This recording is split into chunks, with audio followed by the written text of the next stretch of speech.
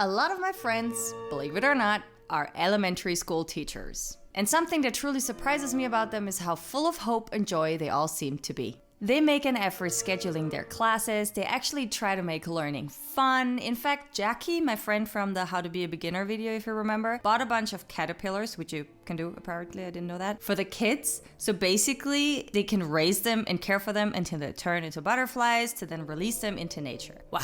2020 happened, they couldn't get delivered on time, and when they arrived, they were pretty much all dead, which she then had to explain to her first graders. A swift and unexpected lesson on death. That, as we can all agree, was pretty tragic. But my point is this. She tries so hard to make school a wholesome experience for her kids, as do all of my teacher friends. And I find that weird.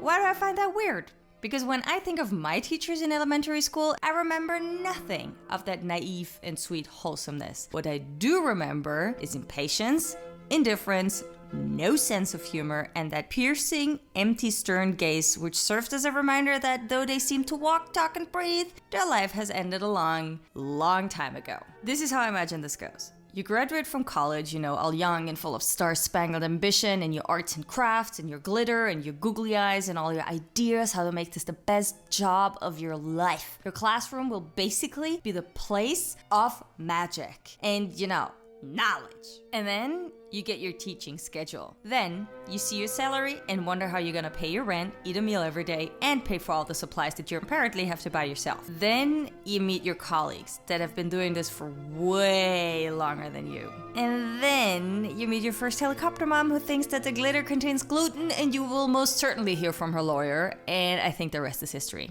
Something like that probably happened to my elementary school teacher because let me tell you, we were not friends. I would even go as far as to say we were mortal enemies, and having a woman in her 30s as a mortal enemy as a 6-year-old is pretty intense. And it all started so innocently, as every first day of school starts. It's exciting, it's a tiny step towards independence. You get to make friends, you get to learn new things, and you become an adult, which is all we want as kids, ironically. And it's all we try to avoid being as actual adults, as the universe has a rather cruel sense of humor. I quickly came to the harsh realization that I wouldn't make any friends in this school.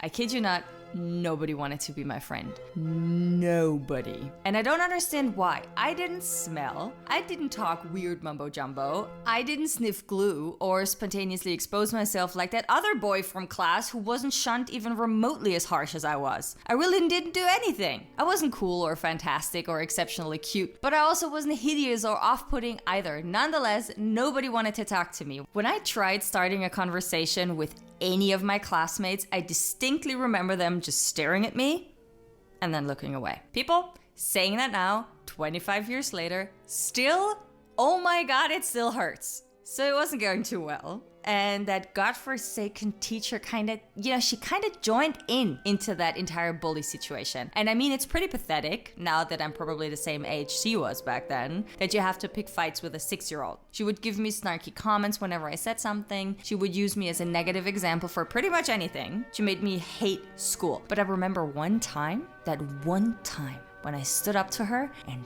boy, it gives me a rush still.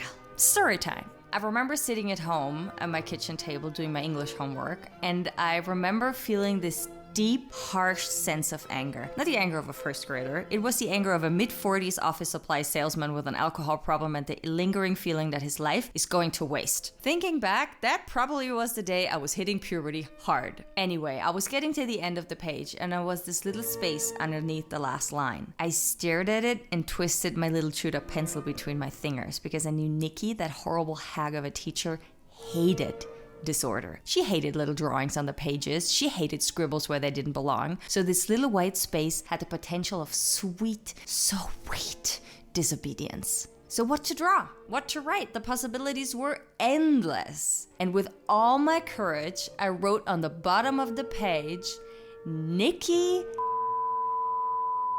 Yeah. It was my favorite naughty word back then, and I think it also was the only naughty word I knew. But as soon as I wrote the last letter, I was overcome with sheer panic. What had I done? I can't just let that sit there, but what to do? To get rid of pencil, you need an eraser, and there was no eraser. I mean, I could have scratched it out, put a sticker on top of it, ripped a little piece out, licked my finger and rubbed it off because it was just pencil for Christ's sake. But at that age, my brain was the size of a grapefruit. So I thought if there is no eraser, it needs to stay written on the page. I am astounded by how rational that seemed back then, because rest assured, not only did I leave it there, I turned the little book in with that sentence at the bottom. Just great. I didn't have to wait long to reap the fruits of my little rebellion, because the next day, when everybody got their homework back, I did not. She kept it, walked up in front of the class, pulled it out, and said something along the lines of, "Someone left a little message in their homework book." And I have to say, never have I been this hurt. It's atrocious, and it's mean, and I don't know how I deserve this. Nikki is shit? Nikki is shit? I'm speechless. Looking back, I think it's pretty iconic that she actually repeatedly yelled the word shit into a room full of first graders. I also remember all of those disgusting trash children turning around and staring at me, shaking their heads in disbelief because they all knew it was me. At that moment, I felt my stomach turn. I felt shame and guilt, and I was genuinely sorry for what I did because I was a little kid, of course. But the more time passed, and the more I saw her treat me like actual garbage, the more I thought to myself, you bitch deserve it. Because guess what? You are shit. So yeah, small victory. I did change schools after just 1 year. I think I ended my last day by telling her and the rest of the class that I hated them all and never wanted to see them ever again. The school I switched to was awesome. I had friends. I really liked my teachers. I learned a lot, which is why I won't talk about it because you can only bank in with pain and hardships on this platform, and I realized that. And after that, I went to high school. It was there when I met the most badass person that I know to this day. And I also met my first American friend, because I don't know if you've noticed, but I'm not American. I did move to the US a couple of years after school, but that's a story for another time. And I hope you enjoyed it. And if you did, just like this video and subscribe to my channel. It helps me focus on these videos more. And don't we all want that? Huh? Anyway. Thank you, and see you when I see you. Bye!